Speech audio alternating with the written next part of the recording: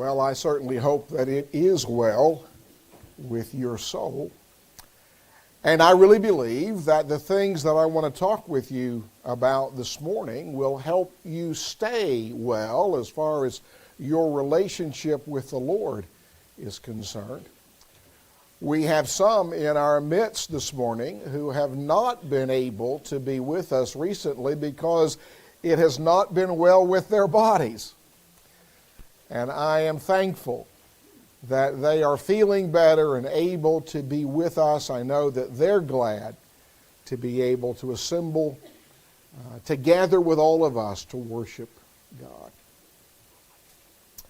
I want to talk with you this morning about a very important moral and religious truth that many people don't seem to understand in our world today. It is a simple truth, and yet it is very important. I suppose the principle of gravity is a rather simple truth that can be succinctly stated something like this: whatever goes up must come down. And if you throw a baseball up in the air, you don't want to be standing wherever it's going to fall, wherever it's going to come back down, unless you've got a glove in your hand. Simple truths can be vitally important, and that is certainly the case in the areas of religion and morality. And the simple truth that I want to share with you and emphasize this morning is a truth that we as the people of God must never forget. Now, before I say more about this simple truth, I want to share with you two Old Testament stories and two New Testament statements that I really think will help us understand this simple principle that I will be emphasizing today. The first Old Testament story that I want to call to your attention is recorded for us in Nehemiah, the 8th chapter. And this is the story about how God's people reacted and responded when they learned about a commandment of God that they had forgotten somewhere along the way. We're going to read several verses from this chapter, beginning in verse 1, where the writer says, "Now all the people gathered together as one man in the open square that was in front of the water gate, and they told Ezra the scribe to bring the book of the law of Moses, which the Lord had commanded Israel." That sets the scene. That provides us with the setting of this story. Now look down to verse 5 as we continue our reading. "And Ezra opened the book in the sight of all the people, for he was standing above all the people. And when he opened it, all the people stood up. And Ezra blessed the Lord, the great God. Then all the people answered, 'Amen, amen,' while lifting up their hands. And they bowed their heads and worshiped the Lord with their faces to the ground." And then the writer mentions the names of several individuals who assisted the people of God. And since I would have trouble pronouncing those names, I'm just going to observe the Passover and just say to you that these men were involved in this story. And picking up near the end of verse 7, we're told that these men and the Levites helped the people to understand the law, and the people stood in their place, so they read distinctly from the book in the law of God, and they gave the sense and helped them to understand the reading. Now, drop your eyes down to verse 13 as we continue reading this story. Now, on the second day, the heads of the fathers' houses of all the people, with the priests and Levites, were gathered to Ezra the scribe in order to understand the words of the law. And they found written in the law, which the Lord had commanded by Moses, that the children of Israel should dwell in booths during the feast of the 7th month, and that they should announce and proclaim in all their cities and in Jerusalem, saying, Go out to the mountain and bring olive branches, branches of oil trees, myrtle branches, palm branches, and branches of leafy trees to make booths, as it is written. Then the people went out and brought them and made themselves booths, each one on the roof of his house, or in their courtyards, or the courts of the house of God, and in the open square of the water gate, and in the open square of the gate of Ephraim. So the whole assembly of those who had returned from the captivity made booths, and sat under the booths for since the days of Joshua the son of Nun until that day. The children of Israel had not done so. And there was a very great gladness also day by day, from the first day until the last day. He read from the book of the law of God, and they kept the feast 7 days, and on the 8th day there was a sacred assembly according to the prescribed manner. And so here the writer of Nehemiah informs us that the book of the law was read to the remnant that came back from Babylonian captivity, and they learned that they had been neglecting a particular commandment or instruction from the Lord. And when they learned that, they immediately set about to do what the Lord wanted them to do. Now, the second story that I want to bring to your attention is the story that Kevin read to us just a few moments ago from 1 Kings chapter 12. And it's the story about King Jeroboam I. He was the first king of the northern kingdom of Israel. You may remember that when Solomon died, his kingdom divided into two parts, into two kingdoms. The southern kingdom of Judah was ruled over by Solomon's son Rehoboam. The northern kingdom of Israel, comprised of 10 tribes, was ruled over by Jeroboam I. And it didn't take Jeroboam long to begin to worry about keeping his kingdom.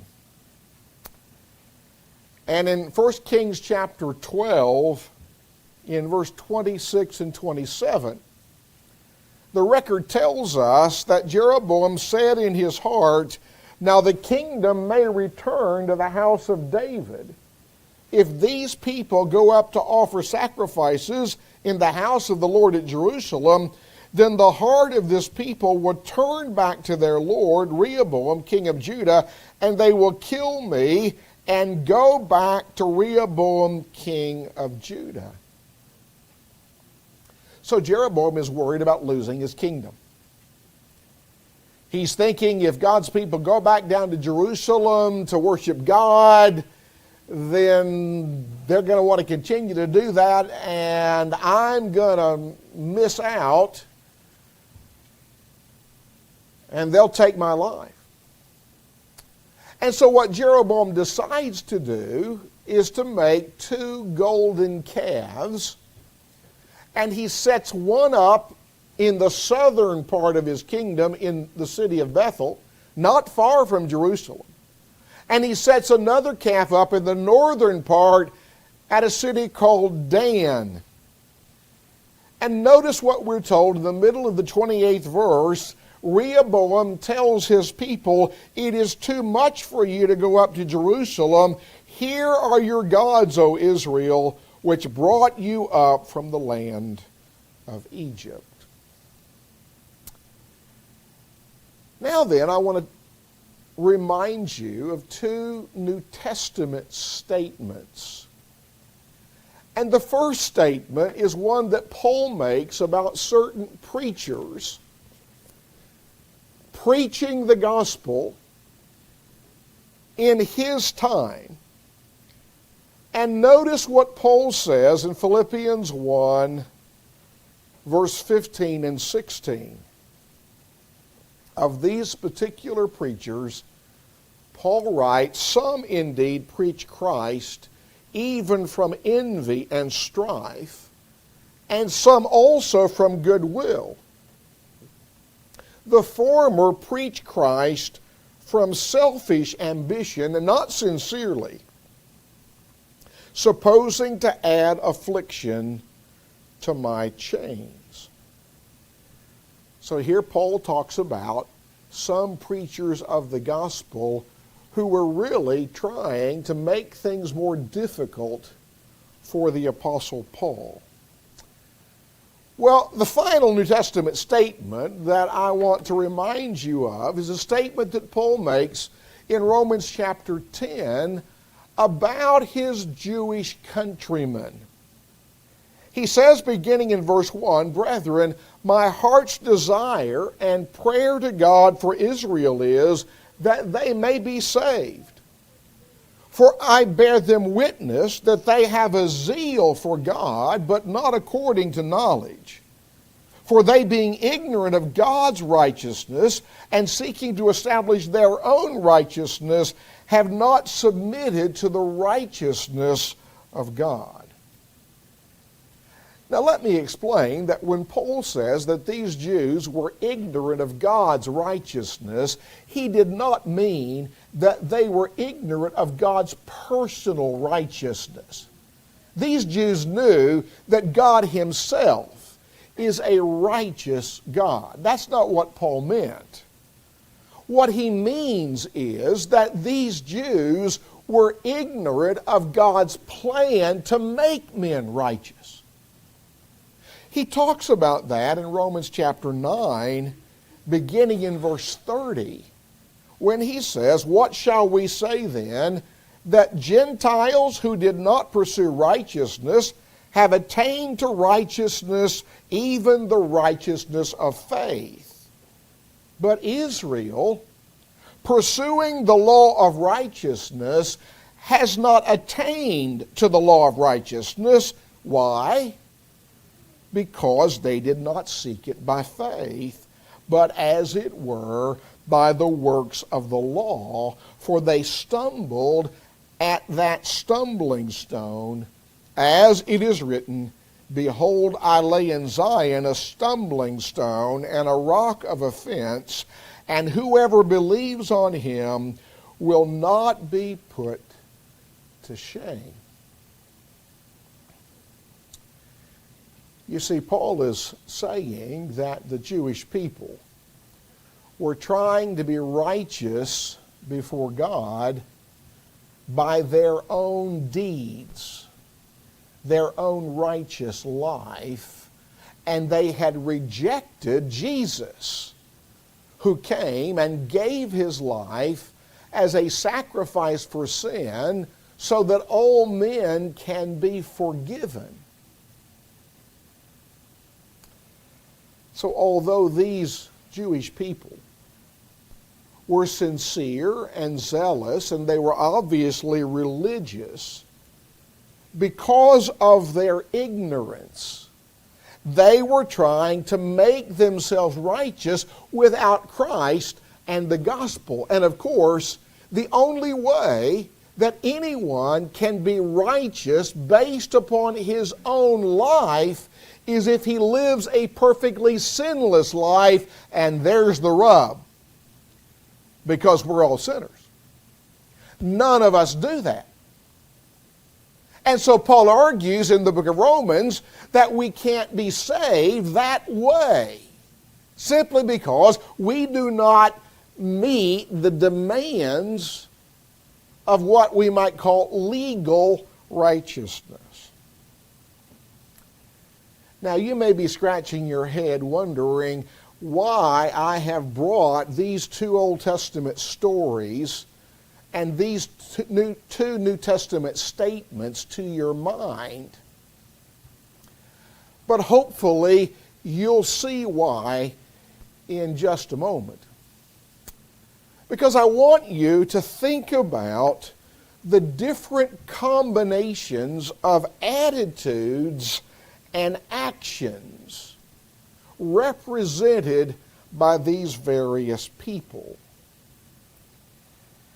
In the case of the zealous Jews, non-Christian Jews that we've just read about, mentioned in Romans chapter 10, they had a good attitude, but the wrong actions. They were sincere, they were zealous, but they weren't doing the right thing. In fact, look at verse 3 again, Romans 10 verse 3. For they being ignorant of God's righteousness and seeking to establish their own righteousness have not submitted to the righteousness of God. Now then, think with me about the preachers that Paul referred to in Philippians chapter 1. Regarding what they were preaching the right thing. They were preaching Christ. And Paul rejoiced in that fact, but they were doing it with the wrong attitude. Notice what he says in Philippians 1 verse 18. What then? Only that in every way, whether in pretense or in truth, Christ is preached, and in this I rejoice, yes, and will rejoice. But now it's obvious from what Paul says here that their motivation, their attitude, was just as wrong as it could possibly be. Notice what Paul says in verse 16. The former preach Christ from selfish ambition, not sincerely, supposing to add affliction to my chains. And so these preachers manifested the wrong attitude even though they were doing the right thing. Are you with me? Now then, think about the Jewish remnant that we read about in that lengthy passage in Nehemiah chapter 8. They had a good attitude and they took the right action. I'm not going to reread that passage, but let me just remind you that when they learned that they had been neglecting to keep the Feast of Tabernacles, they immediately rectified that situation. They corrected that. And so they had a good attitude and they took the right action. Now, when it comes to the story of Jeroboam, I'm sure you can immediately see that he had the wrong attitude and he took the wrong actions. And it's this different combination of attitudes and actions. That's why I took you to these two Old Testament stories and these two New Testament statements.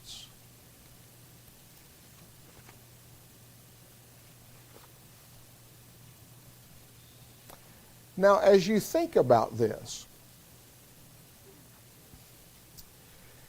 I want to illustrate the fact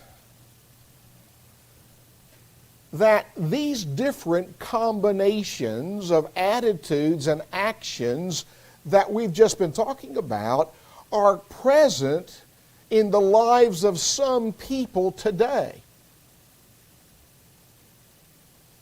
Now, I think it's pretty obvious without me even saying it that what we really need are right attitudes and right actions. You would agree with that, right? But it's possible for people to have right attitudes but still do the wrong thing. Let me illustrate this point by just mentioning that I think that's what's going on when some parents believe that they should baptize their babies. I don't doubt their motive. I don't doubt their sincerity, their zeal. I would readily say that they have good attitudes. But because they're ignorant of biblical teaching, they're not doing the right thing. They're taking the wrong action.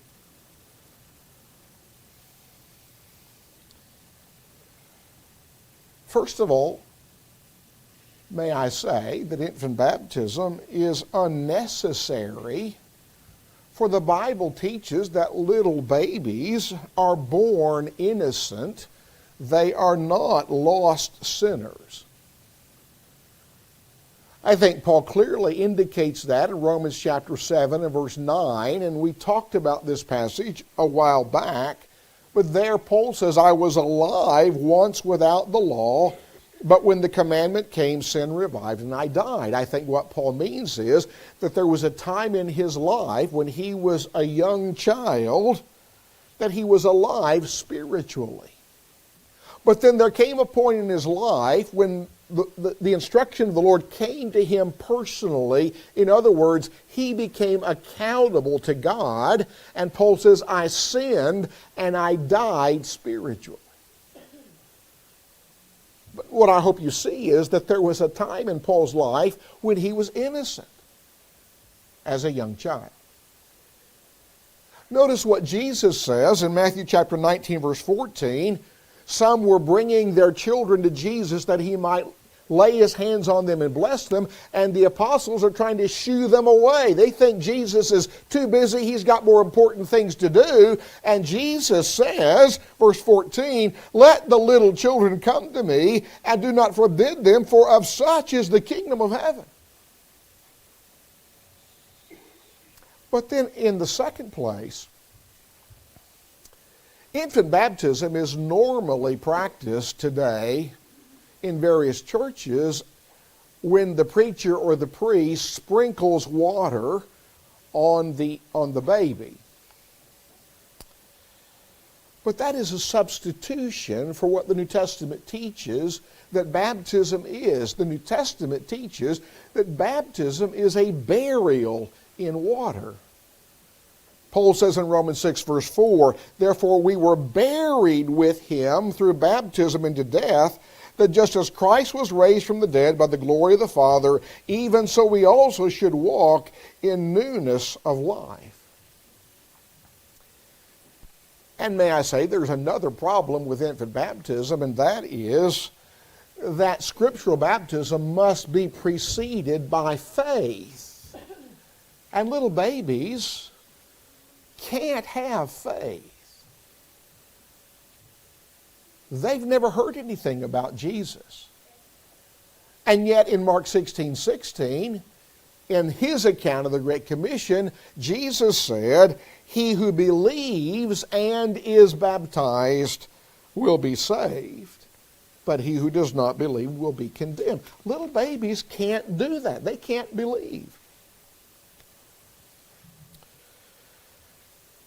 May I also suggest to you that the practice of infant baptism, I believe, is not just unnecessary and unscriptural. It can actually be harmful because it leads many people to later believe that they have been scripturally baptized when in fact that has not taken place.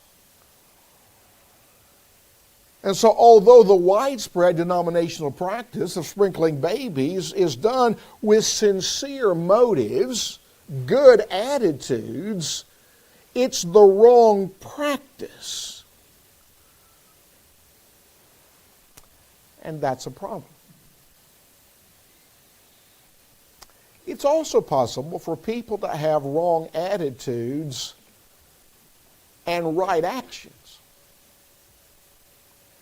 To do the right thing, but to do it from the wrong motive.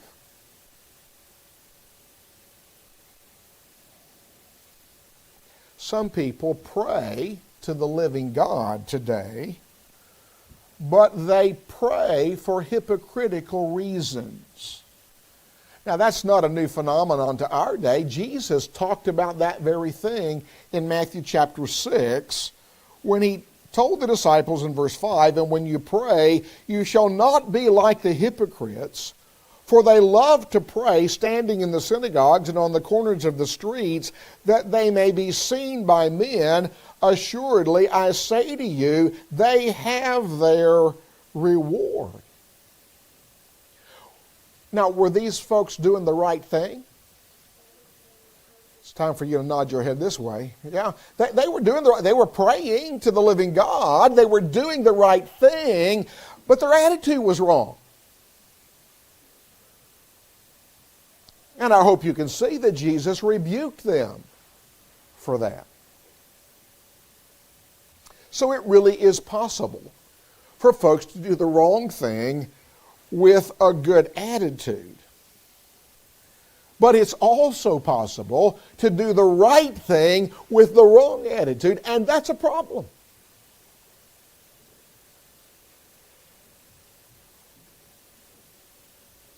And then, of course, it's possible to have the wrong attitude and the wrong actions. I don't know if you have ever heard of a televangelist by the name of Peter Popoff. But he is a televangelist that claimed to have the ability to heal people, and in his faith healing campaigns, he was able to relate precise information about the people he healed in the audience, giving their names, their addresses, describing their maladies. Now, this is a picture of Mr. Popoff that I found on the internet. And he was exposed as a fake and a fraud by this fellow here named James Randi. He is a magician, but he has devoted his life. He passed away just recently, last few years. But he devoted his life to debunking fraudulent claims like Mr. Popoff was making. And he investigated what Mr. Popoff was doing, and he learned that the way that he was able to name people in his audience, give their addresses, and describe their malady is because he had a little hearing device in his ear, and his wife had gotten that information off of prayer cards previous to that, and she was feeding that information to him. It wasn't God speaking in his ear, it was his wife. Now, I'm not really trying to pick on Mr. Popoff. By the way, if you have insomnia like I do sometimes, and you're up in the night at 3 o'clock in the morning or so, you might very well run across a television program and see this fellow named Peter Popoff. I've seen him. And he's going to offer you miracle spring water. Did I see John nod his head? Yes. John knows who I'm talking about. John's seen this. Now, the only thing that I'm trying to do here is to provide you with an illustration that there are people today who have the wrong attitude and they do the wrong thing.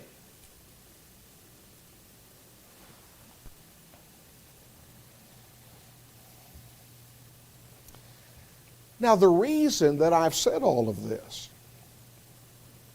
is to remind you of the simple but important moral and religious truth that doing wrong things with the right attitude is not the same. It's not just as good as doing the right things with the right attitude. Now, when I say that, I am not saying that doing wrong things with a good attitude is no different than doing wrong things with a wrong attitude. I'm not saying that. The Bible clearly teaches that one's attitude in his service to God is vitally important. In fact, Paul tells us that attitude is so important that even if we do the right thing, if we do it with the wrong attitude, it is personally worthless. Do you remember what he told the Corinthians in the opening verses of 1 Corinthians 13? He said, though I speak with the tongues of men and of angels, but have not love, I have become sounding brass or a clanging cymbal. And though I have the gift of prophecy and understand all mysteries and all knowledge, and though I have all faith so that I could remove mountains, but have not love, I am nothing. And though I bestow all my goods to feed the poor, and though I give my body to be burned, but have not love, it profits me nothing. The things that Paul describes here are good things. But he's saying, if you do these good things without the right attitude, it's worthless. It's meaningless. It's like Barney Fife clanging those cymbals. Anybody remember that episode?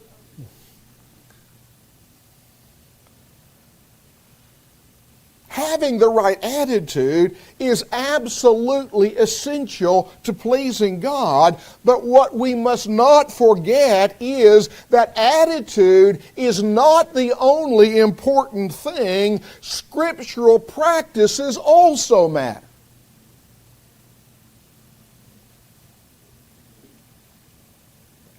And hopefully that is clear from what we've already said about the zealous Jews that Paul describes in the opening verses of Romans chapter 10. He said they had a zeal for God, but not according to knowledge, and they had established their own righteousness.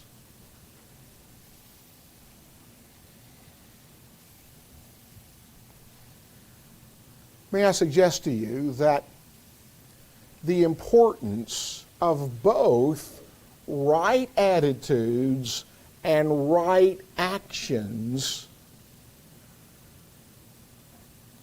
is also established by the emphasis that the New Testament places upon the importance of truth. Jesus says in John 8, verse 32, "And you shall know the truth, and the truth shall make you free." Peter says in 1 Peter 1 verse 22, "Since you have purified your souls in obeying the truth through the Spirit in sincere love of the brethren, love one another fervently with a pure heart."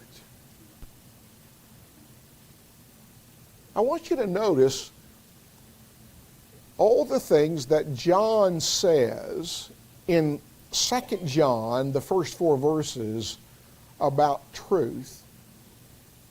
He writes, "The elder to the elect lady and her children, whom I love in truth, And not only I, but also all those who have known the truth, because of the truth which abides in us and will be with us forever. Grace, mercy, and peace will be with you from God the Father and from the Lord Jesus Christ, the Son of the Father, in truth and love. I rejoice greatly that I have found some of your children walking in truth. I ran out of fingers. As we receive commandment from the Father. Now here's my point. If attitude is all that matters, this emphasis on truth is meaningless and unnecessary, because we don't really need the truth if we have a good attitude.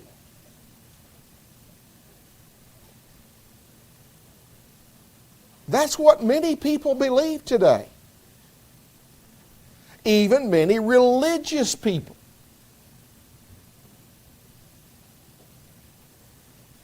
While it is certainly displeasing to God if we do the wrong things with the wrong attitudes, like Jeroboam, we need to recognize that we also displease God if we do the right things with the wrong attitudes. And if we do wrong things even with good attitudes.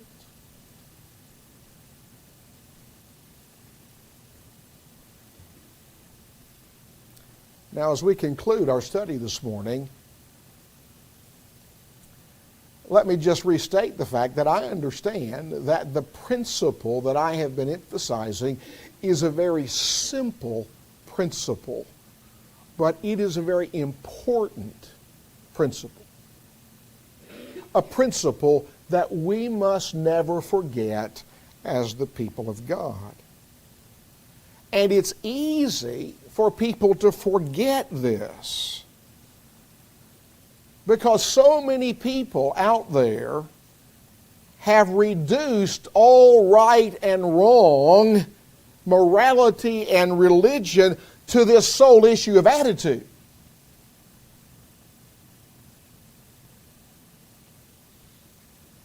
So as we think about ourselves and our families, our brethren, and everyone, let's remember that attitude matters.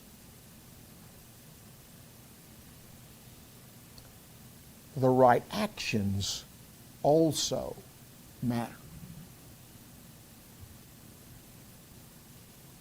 What we do matters to God. Why we do it matters to God.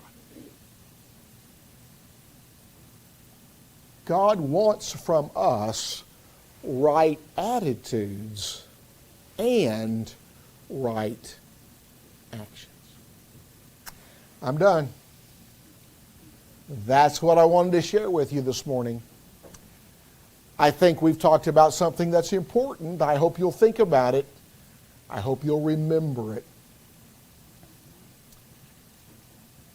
Those in this assembly who perhaps have never made the decision to follow Jesus, we've not really talked about that or how you do that, but we have talked about something that's important. You need to understand that if you make the decision to follow Jesus, He expects you to manifest right attitudes and do the right thing. If you've not made the decision to follow Jesus, we want to give you the opportunity to do that right now as we stand and sing together.